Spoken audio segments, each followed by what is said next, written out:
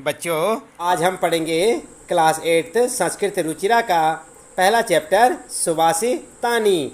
यहाँ पर हम आपको श्लोकों का अर्थ बताएंगे और साथ में पाठ से संबंधित प्रश्नों के उत्तर भी। तो चलिए शुरू करते हैं। आप भी हमारे साथ पढ़ें। आप श्लोक पढ़ते समय उच्चारण का ध्यान दें। तो पहला श्लोक हमारे पास, गुणा गुणगेषु गुणा भवन्ति ते निर्गुणं प्राप्य भवन्ति दोषा सुस्वादुतोया प्रभवन्ति नद्या समुद्रम आसाद्या भवन्ति पेया। तो यहाँ पर जो है आप ध्यान दें, श्लोक का अर्थ हम आपको बता रहे हैं। गुणवान व्यक्तियों के लक्षण गुण होते हैं, वही गुण गुणहीन व्यक्ति को प्राप्त करके दोष बन जाते हैं। जिस प्रकार नदियाँ पहाड़ से स्वादिष्ट जल लेकर निकलती हैं, परंतु समुद्र में पहुँचने पर पीने योग्य नहीं रह जाती। तो आपको मालूम होगा बच्चों कि समुद्र का पानी कैसा होता है, खारा, जो कि पीने योग्य नहीं होता, जबकि नदियों का पानी कैसा होता है, स्वादिष्ट। अर्थात लक्षण व्यक्ति व्यक्ति पर निर्भर होते हैं कि वह गुण है या अवगुण। इसके बाद आइए दूसरा श्लोक पढ़ते हैं।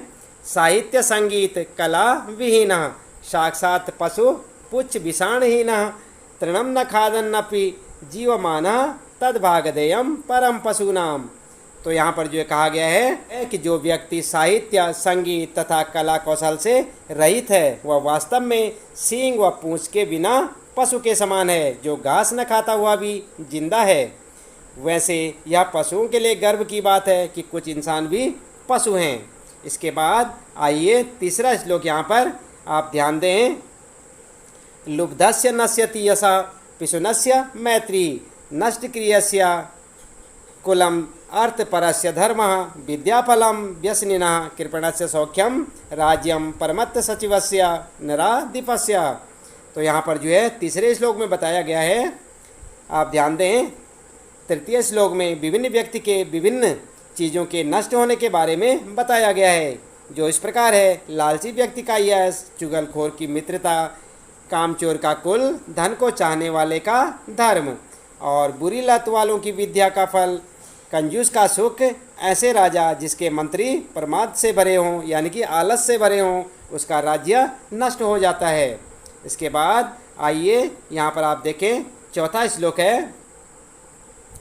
पीत्वा रसम तु कटुकम मधुरम समानम माधुर्यम एव जनेन मधुमक्षि कासो संतस्तथैव समसज्जन दुर्जनानाम श्रुत्वा वचः मधुर सूक्त रसम सृजंती।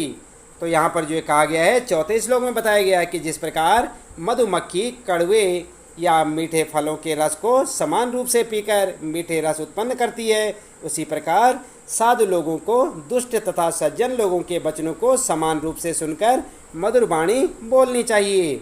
इसके बाद अगला है यहाँ पर पांचवा और छठा श्लोक आप देख रहे हैं। यहाँ पर महताम प्रकृति सैव वर्धितानाम परेरपि न जहाति निजम भावम संख्यासु लाकृत्यर्था स्त्रियाम रोचमानायाम सर्वम तद रोचते कुलम तस्याम तो रोचमानायाम सर्वमेव न रोचते। तो यहाँ पर जो है पांचवें श्लोक में बताया गया है कि जिस प्रकार महापुरुषों का स्वभाव प्रशंसा पाने पर भी नहीं बदलता है, उसी प्रकार जैसे संख्याओं में 9 का आकार नहीं बदलता, इसलिए हमें प्रशंसा पाकर ज़्यादा उत्तेजित नहीं होना चाहिए, अपने निज व्यवहार को त्यागना नहीं चाहिए। साथ ही छठे श्लोक में बताया गया कि पत्नी या स्त्री को सदा खुश रखना चाहिए, क्योंकि उनके खुश रहने पर संपूर्ण कुल खुश रहता है तथा उनके दुखी रहने पर सब कुछ दुखी सा लगता है। इसलिए अपनी पत्नी से बैरभाव त्याग कर अच्छा व्यवहार तथा प्रेम रखना चाहिए। तो बच्चों, इस प्रकार ये था यहाँ पर सुभाषितानी पाठ के श्लोकों का अर्थ, जो कि हमने आपको यहाँ पर बताया। उम्मीद है कि आप यह अर्थ आपके समझ आया होगा और श्लोकों को आप बार बार पढ़ेंगे, उनका शुद्ध उच्चारण करना सीखेंगे। इसके बाद आइए जान लेते हैं पाठ से संबंधित प्रश्नों के उत्तर भी। तो बच्चों, आप ध्यान दें, ये है आपका सुभाषितानी पाठ और हम आपको यहाँ पर बता रहे हैं प्रश्नों के उत्तर। तो आपके लिए पहला प्रश्न है यहाँ पर, पाठे दत्तानाम पद्यानाम श्लोकानाम सस्वर वाचनम कुरुत, यानी कि पाठ में दिए गए श्लोकों का सस्वर वाचन कीजिए। तो आप इसे अपने आप से उच्चारण कर सकते हैं। आप इसका अभ्यास करें। इसके बाद दूसरा प्रश्न है, श्लोकांशेषु रिक्त स्थानानि पूरयत, यानी कि श्लोक के अंशों में रिक्त स्थान की पूर्ति कीजिए। तो यहाँ पर आप देख रहे हैं ना, पहला है यहाँ पर, जैसे कि आप यहाँ पर देख सकते हैं, पहला समुद्रम आसाद्य। इसके बाद यहाँ पर क्या आएगा आपने श्लोक में देखा होगा, और नहीं तो हम आपको इसका उत्तर यहाँ पर बता सकते हैं कि यहाँ पर क्या आने वाला है। यहाँ पर क्या है, भवंत पेयः, आप देख रहे हैं यहाँ पर, और ख का उत्तर होगा यहाँ पर, जो ख है यहाँ पर क्या आएगा। उसके बाद लिखा है वचः मधुर सूक्त रसम सृजंती। तो इससे पहले यहाँ पर जो खाली स्थान है यहाँ पर क्या आएगा, ख का आएगा श्रुत्वा, श्रुत्वा वचः मधुर सूक्त रसम सृजंती। इसके बाद तीसरा यहाँ पर तद्भागधेयम पशूनाम। तो यहाँ पर देखें आप, यहाँ पर खाली स्थान रखा हुआ है, तो खाली स्थान में आप क्या भरेंगे, परमम। यहाँ पर क्या आएगा, परमम। इसके बाद घ वाला है विद्याफलम। तो यहाँ पर क्या आएगा, कृपणस्य सौख्यम। यहाँ पर तो यहाँ पर आप क्या लिखेंगे, घ वाले का व्यसनिनः, विद्याफलम व्यसनिनः कृपणस्य सौख्यम। उसके बाद है अगला, ग में यहाँ पर आप ध्यान दें, स्त्रियाम, और यहाँ पर ब्लैंक कर रखा है। इसके बाद सर्व, और फिर तद, फिर यहाँ पर ब्लैंक है, और उसके बाद कुलम। तो यहाँ पर आप क्या लिखेंगे, यहाँ पर आपके लिए ग वाले में आप देखें रोचमानायाम और रोचते। यहाँ पर ये जो है दो जो शब्द हैं आपने यहाँ पर लिखने हैं। तो इस प्रकार से आपका उत्तर होगा। इसके बाद तीसरा प्रश्न है यहाँ पर, प्रश्नानाम उत्तराणि एक पदेन लिखत, यानी कि प्रश्नों के उत्तर एक पद में लिखिए। तो तीसरे प्रश्न में आपके लिए पहला प्रश्न है यहाँ पर, आप ध्यान दें, व्यसनिना किम नश्यति। तो यहाँ पर क्या होगा आपका उत्तर, विद्याफलम नश्यति, यानी कि विद्याफलम। इसके बाद ख का होगा कस्याम रोचमानायाम सर्वम कुलम रोचते। तो यहाँ पर स्त्रियाम। इसके बाद ग में है कस्य ऐसा नश्यति, तो लुब्ध से ऐसा नश्यति। इसके बाद घ में कस्मिन श्लोके सत्संगते प्रभावो वर्णितः। तो यहाँ पर क्या होगा, प्रथमे श्लोके। इसके बाद ग वाले में है मधुर सूक्त रसम के सृजंती। तो यहाँ पर शांता मधुर सूक्त रसम सृजंती। तो इस प्रकार से आप इसका उत्तर लिखेंगे। इसके बाद है चौथा प्रश्न आपके लिए, अधोलिखित और तद्भव शब्दानाम कृते पाठात चित्वा संस्कृत पदानि लिखत। तो यहाँ पर नीचे लिखे तद्भव शब्दों के लिए पाठ में से संस्कृत शब्द चुनकर लिखिए। तो यहाँ पर आप ध्यान दें, यथा, जैसे कि यहाँ पर लिखा हुआ है पहला, आप यहाँ पर देख सकते हैं, यथा कंजूस के लिए क्या कहते हैं संस्कृत में, कृपणः। तो इसी प्रकार कड़वा है यहाँ पर, तो कड़वे के लिए यहाँ पर क्या कहते हैं संस्कृत में, आप देख सकते हैं कटुकम। यहाँ पर क्या कहेंगे हम, कटुकम। और पूंछ के लिए क्या कहते हैं यहाँ पर संस्कृत में, पूंछ के लिए पुच्छम। और लोभी के लिए क्या कहते हैं संस्कृत में, लुब्धा। और मधुमक्खी के लिए मधुमक्षिका। और इसके बाद तिनका के लिए तृणम। तो इस प्रकार से आप यहाँ पर भरेंगे तृणम। इसके बाद बच्चों ध्यान दें आप, पांचवा प्रश्न आपके लिए, अधोलिखितेषु वाक्येषु कृतपदम क्रियापदम च चित्वा लिखत, यानी कि नीचे लिखे वाक्यों में से कृतपद और क्रियापदों का चयन करके लिखिए। तो यहाँ पर जो है वाक्य लिखे हुए हैं, जैसे कि आप देख सकते हैं, यथा मतलब उदाहरण के लिए आपके सामने एक दे रखा है, शांतः मधुर सूक्त रसम सृजंती। तो यहाँ पर जो है कर्ता क्या है, शांतः, और क्रियापद क्या है, सृजंती। तो इसी प्रकार से आप इसमें क वाले में लिखेंगे निर्गुणम प्राप्य भवंति दोषा। तो आप क्या लिखेंगे इसका उत्तर, तो यहाँ से देख सकते हैं आप, यहाँ पर होगा करता है दोषा और क्रिया भवंती। इसके बाद घ वाला है गुण गुणगेषु गुणा भवंती। तो यहाँ पर क्या लिखेंगे आप, गुणा और भवंती, यहाँ पर लिखेंगे आप गुणा, यहाँ पर भवंती। इसी प्रकार ग वाला है मधुमक्षिका माधुर्यम जनयेत। तो यहाँ पर और यहाँ पर आपके लिए, तो यहाँ पर क्या लिखेंगे आप, मधुमक्षिका और जनयेत। इसके बाद पिशुनस्य मैत्री यशा नास्यति। तो यहाँ पर जो है क्या लिखेंगे आप, घ वाले में ध्यान दें, पिशुनस्य मैत्री यशा नास्यति। तो यहाँ पर मैत्री और नास्यति, यहाँ पर मैत्री, यहाँ पर नास्यति। और इसके बाद अगला है नद्या समुद्रमासाद्या अपेया भवंती। तो यहाँ पर नद्या और भवंती, यहाँ पर नद्या लिखेंगे, यहाँ पर भवंती। तो इस प्रकार से आप इसका उत्तर लिख सकते हैं। इसके बाद अगला प्रश्न आपके लिए, रेखांकित रेखांकितानि पदानि आधृत्य प्रश्न निर्माणम कुरुत, यानी कि रेखांकित पदों के आधार पर प्रश्न निर्माण कीजिए। तो यहाँ पर आप देख रहे हैं ना, रेखांकित पद हैं यहाँ पर दिए हुए, क में गुणः। तो ये रेखांकित है, गुणगेषु गुणा भवन्ति। और इसी प्रकार ख वाले में नद्या सुस्वादु तोया भवन्ति। उसके बाद ग में लुब्धस्य यश नश्यति मधुमक्षिका माधुर्यमेव जनयति। और ग वाला है महताम प्रकृति सुचित्रा भवति। तो यहाँ पर क का उत्तर होगा आपका के गुणगेषु गुणा भवन्ति, ख का सुस्वाद स्वाद तोया भवन्ति, और ग का उत्तर होगा कस्य यश नश्यति, घ का माधुर्यमेव जनयति, और ग का महताम का सुचित्रा भवति। इस प्रकार से आप इनका उत्तर लिख सकते हैं। अब इसके बाद आपका 7वां प्रश्न, उदाहरणानुसारम पदानि पृथक कुरुत, यानी कि उदाहरण के अनुसार पदों को पृथक पृथक कीजिए। तो आप क्या लिखेंगे? उदाहरण आप ध्यान दें, यथा यानी कि उदाहरण आप यहाँ पर देख सकते हैं। यथा मतलब कि जैसे कि समुद्र आसाद्या, तो यहाँ पर समुद्र और आसाद्या यहाँ पर देखें ना आपने, इनका जो है अलग अलग इन्हें करेंगे आप। और माधुर्यम एव, तो यहाँ पर माधुर्य और एव, और अल्पमेव अल्पम और एव, यहाँ पर आएगा अल्पम और एव। आप उत्तर में यहाँ नीचे देख सकते हैं। इसी प्रकार सर्वमेव, तो क्या होगा? सर्वम और एव। और इसी प्रकार जो है समानपि, समानपि में समानम और अपि। इसके बाद महात्मना मुक्ति, तो यहाँ पर महात्मनाम और यहाँ पर उक्ति। इस प्रकार से आप इसका उत्तर लिखेंगे। इसके बाद बच्चों आप ध्यान दें, अतिरिक्त अभ्यास यहाँ पर आपके लिए दे रखा है, आप अपनी पुस्तक में देख सकते हैं। तो यहाँ पर जो है फर्स्ट में क्या लिखा है,